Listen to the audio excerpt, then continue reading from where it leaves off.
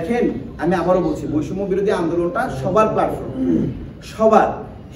সবার প্ল্যাটফর্মটাকে কতিপয় সমন্বয়ক তাদের রাজনৈতিক ইচ্ছা পূরণ করার জন্য এই প্ল্যাটফর্মটাকে তাদের কুক্ষিগত করে ফেলেছে। যখন থেকে এটা কুক্ষিগত হয়ে গেছে তখন থেকে এটা একটা আলাদা রাজনৈতিক ফোর্স হিসেবে দাঁড়াইছে। তারা আলাদাভাবে রাজনৈতিক কার্যক্রম করে, আলাদাভাবে নিয়োগ বাণিজ্য করে, জালিয়াতি করে, লুটপাট করে, জেলায় জেলায় লুটপাট করছে। এবং এই যে রাজশাহীতে 4 জন সমন্বয়কে আটকায় রাখে পাঠান দিল, এমনি দিছে বলেন জায়গায় জায়গায় কত বিষয়। আপনারা তো নিউজ করতে পারেন না, আপনাদের নিউজ করতে হলে নিউজ করতে হয় সমন্বয়ক পরিচয় চাঁদাবাজি, ডাইরেক্ট সমন্বয়ক চাঁদাবাজি করতে লিখতে পারেন না। কেন লিখতে পারেন না বলেন?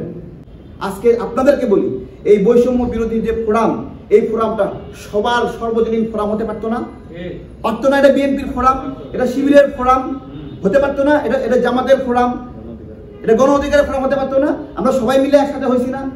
একসাথে না? আন্দোলন করলাম একসাথে, মরলাম একসাথে। ছোট্ট একটা সংগঠন নাম জনতার দল, 7 জন মরে গেছে ভাই। এই সংগঠনের এমন কোনো সদস্য নাই সে আহত হয়নি। একজন সদস্য পাইবে না সে আহত ছাড়া আছে এখানে, প্রত্যেক সদস্য। তাহলে আমিও তো বৈষম্য বিরোধী আন্দোলন, যাকে দায়িত্ব দেওয়া হয়েছে তার অন্য রাজনৈতিক এজেন্ডা থাকলে তাহলে সে এই আহতদেরকে বাদ দিয়ে রাজনৈতিক এজেন্ডা বাস্তবায়ন করবে না? জিজ্ঞাসা করছি। আজকে এই যে আসিফ মাহমুদের পিএস মোয়াজ্জেম হোসেন, আমার কথা, একজন পিএস কত টাকা বেতন পায়? সে লক্ষ লক্ষ টাকার জায়গায় কম্বল বিতরণ করে কই থেকে? এই মোয়াজ্জেম হোসেন ভাই, আপনারা দান খয়রাত করলে এত খুশি হইেন না, ওইটা আপনারা আমার চুরি করা টাকা ভাই। রাইট? আসিফ উত্তরবঙ্গে গিয়ে কম্বল দিয়ে আসছে 2 লাখ 3 লাখ পিস, এটা দেখে খুশি হইেন না, এই কম্বল দিতে গিয়ে লক্ষ লক্ষ টাকা রাষ্ট্রের তহবিল নষ্ট করেছে হেলিকপ্টারে গিয়ে। ওদেরকে এই জন্য এখানে দেওয়া হয় নাই, ওদেরকে দেওয়া হয়েছিল শেখ হাসিনার বিচার করার জন্য, ওদেরকে দেওয়া হয়েছিল ফ্যাসিবাদের বিচার করার জন্য।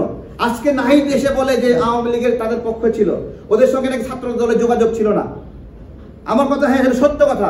নাহিদের সঙ্গে গণ অভ্যুত্থানের মাঝখানে, গণ অভ্যুত্থানের পরে এবং এখন পর্যন্ত একদিন সে আমাদের কোনো মেসেজ দেখে নাই।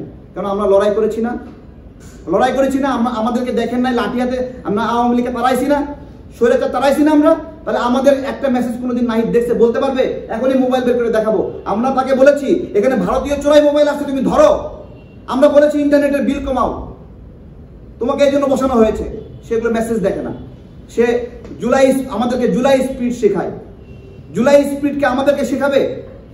সে যখন বলছে ছাত্র দলের সঙ্গে, শিবিরের সঙ্গে তার কোনো যোগাযোগ হয়নি, সম্পৃক্ত ছিল না, মানে সে বুঝতে যাচ্ছে যে তার সাথে যোগাযোগ হয়নি, তাই এরা আন্দোলনে ছিল না। আমি বলি তুমি আন্দোলনে বেখেয়াল ছিলা, বেখবর ছিলা। আন্দোলনে যারা রাজপথে আন্দোলন করছে তাদের সঙ্গে তোমার যোগাযোগ ছিল না। তার মানে তুমি মাঠের সংগ্রামটা তুমি জানো না, বুঝো না।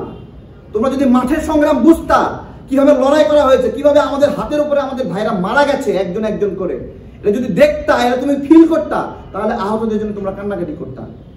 আজকে আপনাদেরকে বলি, এই বৈষম্য বিরোধী যে ফোরাম, এই ফোরামটা সবার সর্বজনীন ফোরাম হতে পারতো না?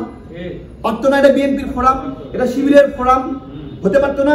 এটা জামাতের ফোরাম, এটা গণ অধিকারের ফোরাম হতে পারতো না? আমরা সবাই মিলে একসাথে হয়েছি না?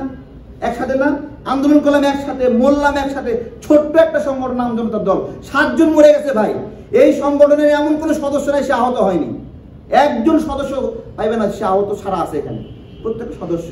তাহলে আমিও তো বৈষম্য বিরোধী আন্দোলন উচিত ছিল যে এই গণ অভ্যুত্থানের পরে বৈষম্য বিরোধী নামে একটা ফোরাম থাকবে।